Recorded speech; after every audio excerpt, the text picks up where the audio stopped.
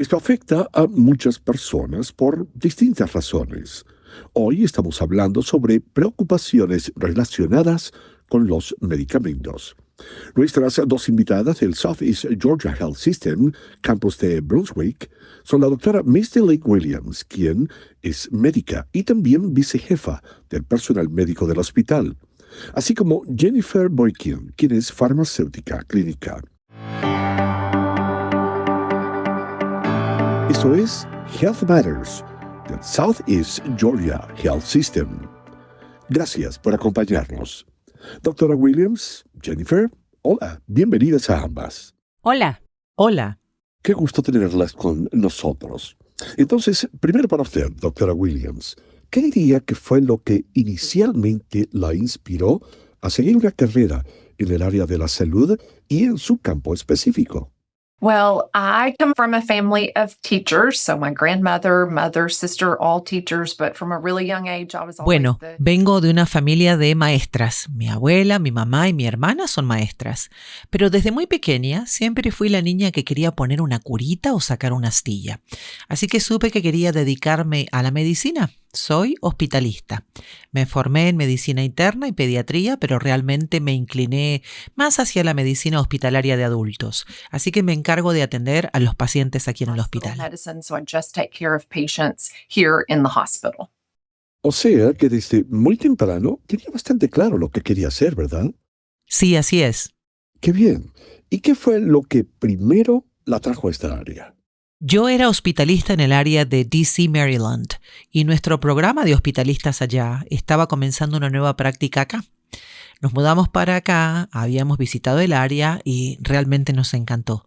Así que comencé el programa de hospitalistas aquí hace ya 16 años. Excelente. Y Jennifer, ¿por qué el área de la salud para ti? ¿Dónde comenzó ese interés? Y específicamente la farmacia. Pues en realidad siempre le decía a todo el mundo que no iba a trabajar en el área de la salud porque mi mamá era enfermera. Y entonces ella dijo, nunca digas nunca. Y así fue como terminé trabajando como técnica de farmacia en el hospital en Savannah. Y la verdad es que me gustó mucho, así que decidí intentar entrar en la escuela de farmacia y lo logré. Entonces mamá tenía razón una vez más. Sí, cuesta admitirlo, pero es verdad. Hay que reconocérselo. ¿Y cómo llegaste a esta área? Bueno, yo estaba en el área de Savannah, soy de Savannah, y surgió la oportunidad de trabajo aquí. Al final se convirtió en algo que realmente disfruto. También soy preceptora para South University y trabajo en la unidad de cuidados intensivos. Me alegra escucharlo. Así que entremos en este tema que es importante porque afecta a muchísimas personas. Como mencionamos al inicio, Jennifer, ¿cuáles son algunas de las preguntas más comunes que suelen tener los pacientes sobre sus medicamentos? De todo tipo. Principalmente, ¿cómo debo tomar esto?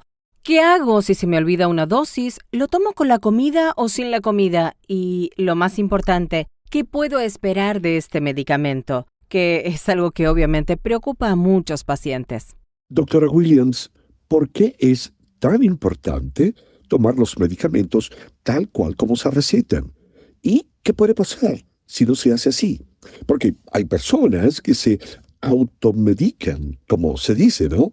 Correcto. Todos los medicamentos han sido desarrollados con dosis, duraciones y concentraciones muy específicas para el tratamiento. Es muy importante tomarlos tal como se indican. Si no se hace, la persona puede no mejorar o no responder al tratamiento. También pueden presentarse efectos secundarios. Nos preocupa mucho la resistencia a los medicamentos, especialmente con los antibióticos. Además, si no estás tomando tus medicamentos y tu equipo de salud piensa que sí lo estás haciendo, eso puede causar confusión o preocupación si no estás respondiendo al tratamiento. Podemos pensar que el medicamento no está funcionando cuando en realidad no se está tomando.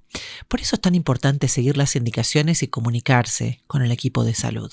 Doctora, ¿cómo pueden los pacientes entender mejor por qué están tomando un medicamento específico desde el inicio? Una vez más, la comunicación con tu equipo de salud es sumamente importante y hacerles preguntas a tu proveedor de salud o a tu farmacéutico como ¿qué es este medicamento? ¿Para qué es? ¿Cuándo lo debo tomar? ¿Cómo lo debo tomar? También siempre puedes pedir una lista escrita de tus medicamentos. Es muy útil si tienes a un familiar, amigo o cuidador que te acompañe a la cita para ayudarte a tomar notas. Y nuevamente, hacer preguntas si no entiendes algo. No pasa nada por preguntar y asegurarte de que realmente entiendes.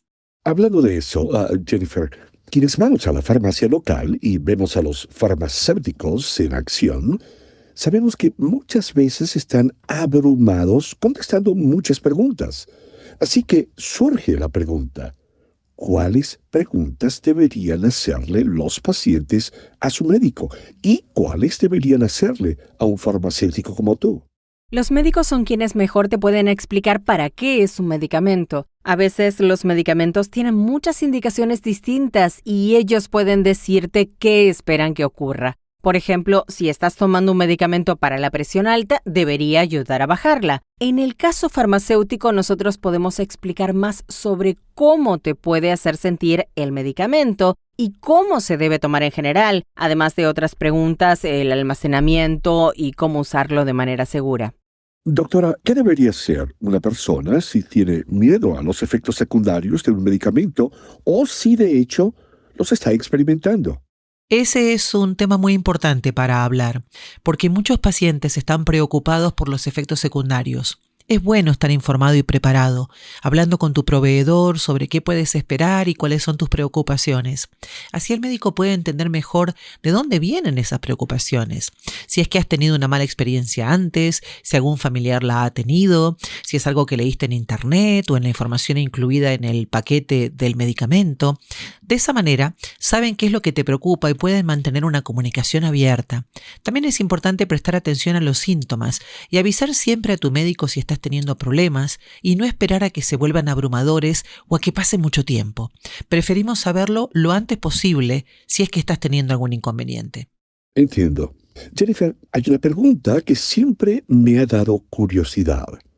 ¿Cuáles son las principales diferencias entre los medicamentos genéricos y los de marca?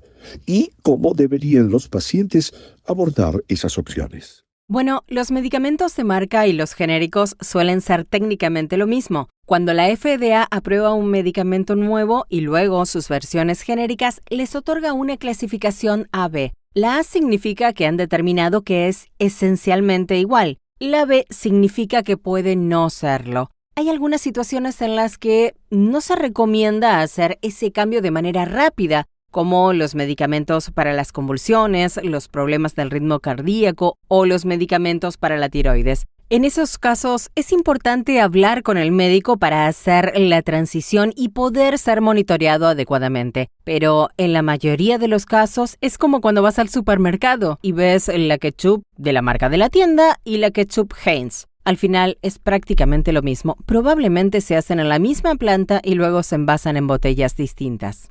Entendido. Y Jennifer, ¿qué hay sobre las diferencias en los medicamentos psiquiátricos que las personas deberían tener en cuenta? El punto más importante al orientar sobre medicamentos psiquiátricos y para trastornos del estado de ánimo es que puede que no veas los efectos del medicamento en términos de mejoría de los síntomas hasta varias semanas después. Por eso es muy importante entender que podrías experimentar efectos secundarios antes de notar los beneficios del medicamento. Eso puede ser muy desalentador y angustiante para los pacientes. Sentirse peor al principio es difícil. Por eso queremos asegurarnos de explicarles que si comienzan a experimentar un empeoramiento de los síntomas como depresión o ansiedad, tengan a alguien con quien hablar o que puedan monitorearse. Y si llegan a tener pensamientos de hacerse daño o de suicidio, es muy importante llamar a la línea de prevención del suicidio, que es 988, disponible las 24 horas del día, los 7 días de la semana. También pueden acudir al hospital o comunicarse con su médico. Jennifer, ese es un punto muy importante que mencionaste sobre cómo estos medicamentos tardan un tiempo en hacer efecto. También toma tiempo para que algunos efectos secundarios desaparezcan o disminuyan. Si no me equivoco, así que la paciencia es clave y ser conscientes de que esto no es una solución inmediata, ¿verdad? Correcto.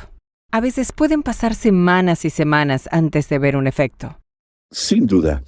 Doctora Williams, siguiendo con ese tema, ¿cómo pueden la depresión o la ansiedad por sí solas afectar la disposición de un paciente a tomar sus medicamentos?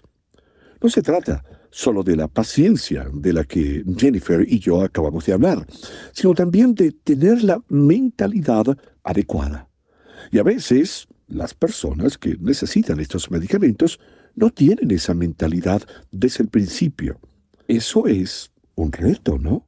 Sí, definitivamente es un reto y es difícil porque algunos de los síntomas de la depresión o la ansiedad afectan la capacidad de la persona para tomar sus medicamentos. Con la depresión, por ejemplo, puede afectarse la memoria y la concentración, lo que limita la capacidad de seguir el tratamiento. A veces la persona se siente sin esperanza y piensa, ¿para qué tomar el medicamento? También puede causar cansancio, falta de motivación, todas esas cosas. Entonces, realmente necesitas el medicamento, pero aquello para lo que lo necesitas, el trastorno del estado de ánimo, afecta tu capacidad de tomarlo. Por eso es tan importante que como proveedores de salud tengamos conversaciones empáticas con los pacientes. Trabajemos con ellos para que entiendan la importancia de tomar sus medicamentos y, de ser necesario, colaborar con otros profesionales de la salud mental para apoyarlos. Totalmente de acuerdo. Jennifer, ¿qué hay sobre dejar de tomar un medicamento psiquiátrico? ¿En qué se diferencia de dejar otros medicamentos? Porque normalmente hay que reducirlo poco a poco en lugar de suspenderlo de golpe, ya que eso puede causar otros problemas, ¿verdad? Eso es totalmente correcto. Si has estado tomando un medicamento por un periodo de tiempo, semanas, meses o incluso años, el cerebro se ha acostumbrado a los cambios en los químicos que ese medicamento produce. Si se suspende de manera repentina, pueden aparecer efectos secundarios fuertes como ansiedad, insomnio o el regreso de los problemas iniciales como la depresión. Por eso, la mayoría de los médicos recomiendan tener una buena conversación sobre cómo reducir el medicamento poco a poco. A veces, ese proceso también puede tomar semanas. Así que es otro punto importante que las personas deben tener en cuenta cuando comienzan a tomar este tipo de medicamentos o cuando ya están en el proceso de usarlos. Un par de cosas más. Jennifer, mencionaste la línea de prevención del suicidio y crisis. El número es bastante sencillo, 988. Tal vez puedas explicar mejor para qué sirve exactamente. Eso es para cualquier persona que esté teniendo pensamientos de suicidio, de hacerse daño a sí misma o cualquier otra cosa. No me gusta decirlo, pero también pensamientos de hacerle daño a otras personas, porque a veces ocurre. Si alguien está pensando en hacerse daño a sí mismo o a otra persona, hay alguien del otro lado de la línea que está especialmente capacitado para hablar contigo y tratar de ayudarte a conseguir la ayuda que necesitas. Y para ir cerrando, quiero preguntarles esto a ambas porque es muy importante. Justo vi en un programa de televisión que estoy viendo un episodio que tocaba este tema. Es un drama, no es la vida real, pero abordaba un problema muy real: el manejo de múltiples recetas médicas. Hay muchísimas personas, como ustedes dos, que saben mejor que nadie, que toman una variedad de medicamentos para una gran variedad de condiciones. Así que, primero para usted, doctora Williams, ¿cuál es la forma más segura de manejar la toma de varios medicamentos al mismo tiempo? Una de las cosas más importantes es, siempre que sea posible, usar la misma farmacia para que tengan una lista centralizada de todos tus medicamentos y estén al tanto de posibles interacciones o problemas si te recetan algo nuevo. Además, como paciente, debes tener tu propia lista. Es muy importante llevar tu propia lista de medicamentos y llevarla contigo a cada cita médica o visita con cualquier proveedor para que puedan revisarla. También siempre recomendamos que los pacientes tengan una revisión de medicamentos con su médico de atención primaria y con su farmacéutico al menos una vez al año para repasar todos los medicamentos y asegurarse de que todos sepan cuáles estás tomando. Además, usar pastilleros, recordatorios para pastillas o aplicaciones de recordatorio, especialmente si tomas varios medicamentos, para asegurarse de hacerlo de la manera más segura posible.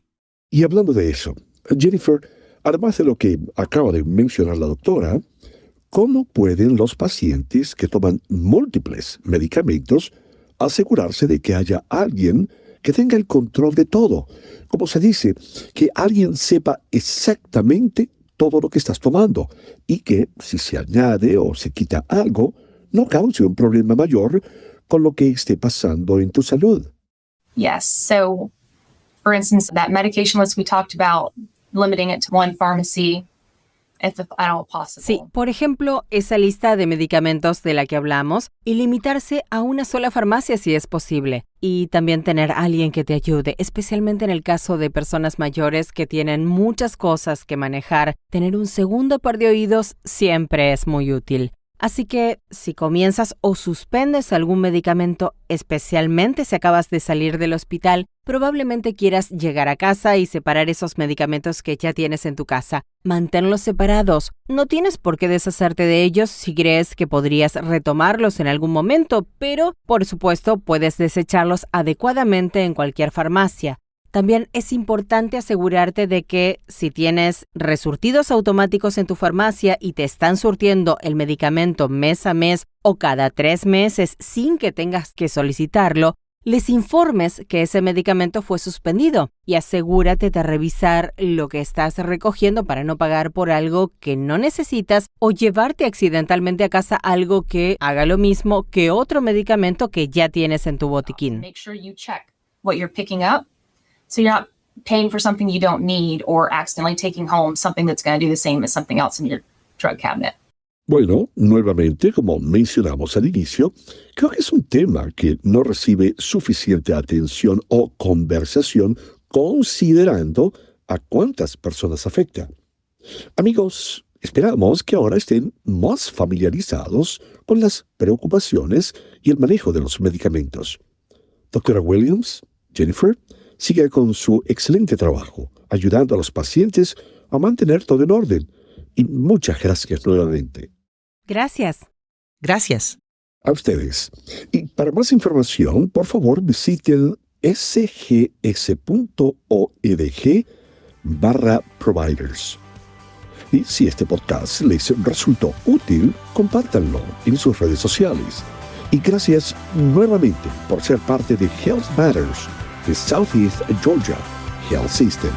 Hasta una próxima oportunidad.